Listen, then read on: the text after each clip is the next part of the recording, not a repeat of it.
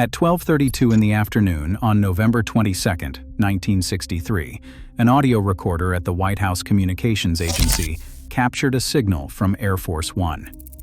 For 2 hours and 22 minutes, every voice, every order, every decision aboard that plane was being taped. Generals, Secret Service agents, the new president. That recording should be one of the most important documents in American history. But when researchers finally obtained a copy decades later, something was wrong. The tape had been cut, not once, not twice, 12 times. This is not a story about who pulled the trigger in Dallas. This is a story about what happened to the first official record of how Washington responded, and why someone needed that record changed before anyone else could hear it. On the morning of November 22nd, John F. Kennedy landed at Love Field outside Dallas for what was supposed to be a routine political visit. His motorcade wound through the city. Crowds cheered. Then 3 shots echoed through Dealey Plaza. By 12:30, Kennedy was slumped in his limousine, mortally wounded. Vice President Lyndon Johnson, riding 2 cars behind, was rushed to Parkland Hospital. At 1 o'clock, Kennedy was pronounced dead. By 2:30, Johnson stood aboard Air Force One with his hand on a Bible, being sworn in as the 36th president. The plane lifted off from Love Field at 2:47, and for the next 2 hours and 35 minutes, everything said aboard that aircraft passed through the White House Communications Agency. Every word was recorded. At least, that was the plan. But here is what does not fit. When the National Archives finally released the Air Force One tape in 2011, audio forensic expert Ed Primo examined it. Primo was no amateur. His analysis had been used in high-profile criminal trials. His specialty was detecting tampering in recordings. What he found on the Air Force One tape stopped him cold. The recording showed clear evidence of editing. Hard splices, abrupt cuts, conversations that start in mid-sentence, others that simply vanish. 12 edits in a single recording from the most important flight in American history. Ask yourself what kind of conversation needs to be removed from the record of a presidential transition. Now look at the artifact itself. The tape was created by the White Force Communications Agency at a location codenamed Crown. That was the Situation Room, the nerve center of presidential communications. Everything routed through there. Phone patches, radio traffic, secure transmissions. Every word between Air Force One and Washington had to pass through Crown. The man running the Situation Room that day was McGeorge Bundy, Kennedy's national security advisor. According to multiple researchers, Bundy remained in control of the communication channel throughout the flight. The tape captures conversations between Secret Service agents, military aides, and officials in Washington. It includes arrangements for the autopsy, discussions about transportation, even a patch connecting Johnson with Rose Kennedy to offer condolences. But when you listen carefully, something is missing. The recording contains a reference to Admiral George Berkeley, stating he had already spoken with General Heaton. That earlier conversation does not appear on the tape. It was removed. This is the first red flag. A conversation referenced as having happened simply does not exist on the recording. Someone went through the tape and cut it out. On multiple occasions, the White House Situation Room attempts to patch through a naval aide named Captain Shepard to coordinate the autopsy arrangements. These attempts are marked by crude edits and breaks. The audio jumps, and the sequence makes no sense. Think about that. The decisions about what happened to Kennedy's body were being discussed in real time, and someone decided those discussions needed to be altered. Third red flag. The tape itself contains a printed notation. It reads, quote, "This tape has been edited and condensed. That is not an accident. That is an admission." Whoever processed the recording wanted future listeners to know they were not hearing everything, but they never explained what was removed or why. Researcher Bill Kelly examined both the version released by the LBJ Library and the copy obtained from General Ted Clifton's personal papers. Both showed evidence of the same edits. That means the cutting happened at the source, before any copies were made, before anyone outside the White House could hear it. The original, unedited recording has never been found. Now look at who controlled access. The White House Communications Agency answered to the president. After 2:30 in the afternoon on November 22nd, that meant Lyndon Johnson. Johnson's closest political aide was a man named Cliff Carter. Carter had served with Johnson for years. He was with him in Dallas that day. He accompanied Johnson to Parkland Hospital. He helped coordinate the transition aboard Air Force One. In the hours after the assassination, Carter was one of the few people moving freely between Johnson and the outside world. Cliff Carter also had unusual connections.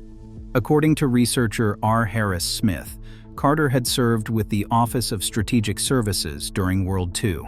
His commanding officer in Italy was a major named J.H. Angleton, father of James Jesus Angleton, who would later become the CIA's chief of counterintelligence. Carter's brother Marshall would eventually become deputy director of the CIA. None of this proves anything by itself, but it shows the kind of access certain people had to both Johnson and the intelligence community. Access matters when you are trying to control information. Now consider the witness. In 1971, a Texas businessman named Billy Sol Estes made a private recording with Cliff Carter. Estes had his own legal troubles. He had been convicted of fraud, but he also had deep connections to Johnson's political network in Texas. The recording Estes made has been described as a dead man's switch, insurance against what might happen to people who knew too much. According to those who have heard it, Carter discusses matters that would be dangerous to put in writing. Carter died in 1971, just months after that recording was made. Estes lived another 40 years but maintained his story until his death in 2013. He claimed that conversations about silencing inconvenient people had taken place at Johnson's home before Kennedy ever arrived in Dallas. Whether or not you believe Estes, something else is undeniable. The people who controlled the Air Force One tape had both the means and the opportunity to alter it, and alter it they did. But why risk tampering with an official government recording? What could possibly be worth that kind of exposure? Look at what was at stake. Lyndon Johnson had just become president under the most suspicious circumstances imaginable. His predecessor was killed in Johnson's home state, in a city where Johnson's allies controlled local politics, on a motorcade route that had been changed at the last minute. If anything in those first hours pointed toward conspiracy, toward multiple shooters, toward foreknowledge, Johnson's presidency would have been paralyzed from day one. The official story had to be simple: one man, one gun, no conspiracy. That narrative had to hold. And the first test of that narrative was what happened aboard Air Force One. 1 week after the assassination, Johnson spoke privately with FBI Director J. Edgar Hoover. That conversation was also recorded, and parts of it are stunning. At one point, Hoover describes the trajectory of the shots. Johnson asks whether Governor Connally, who was seated in front of Kennedy, had blocked a bullet intended for the president. Hoover agrees. But think about the geometry. Connally was directly in front of Kennedy. If Oswald was shooting from behind, from the 6th floor of the Texas School Book Depository, how could Connally have blocked a shot aimed at Kennedy? He could not, unless that shot came from the front. Yet neither man remarks on the contradiction. They simply move on. Hoover later wrote in an internal memo, quote, "The thing I am concerned about is having something issued so we can convince the public that Oswald is the real assassin. Convince the public.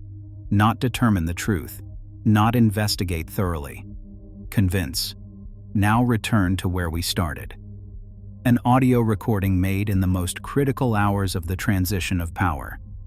A recording that should contain every conversation between the new president and Washington. Instead, we have a tape with 12 documented edits, references to conversations that no longer exist. crude splices around discussions of the autopsy, a printed admission that the tape was, quote, edited and condensed, and an original that has never surfaced. The missing tape is not a mystery of the archives. It is a message. Someone decided what we would be allowed to hear about those first hours. Someone with access to the most secure communications channel in the government.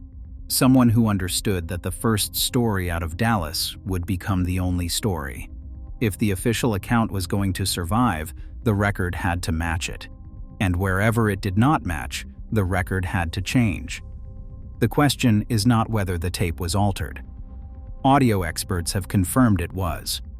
The question is what those 12 missing segments contained.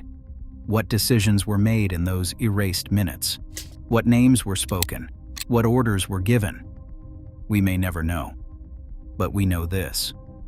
The people who controlled that tape believed its contents were dangerous enough to justify tampering with an official government record, and they did it while the country was still in shock, while the cameras were still rolling, while everyone was watching the casket instead of the communications room.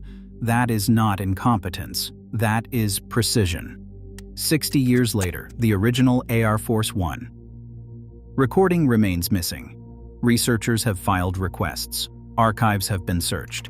Freedom of information petitions have been submitted and denied. The unedited tape, if it still exists, has never been released. Which leaves one question for you. If the official story was true, why did it need to be protected? Drop your answer in the comments. If this changed how you see November 22nd, hit subscribe. We are just getting started.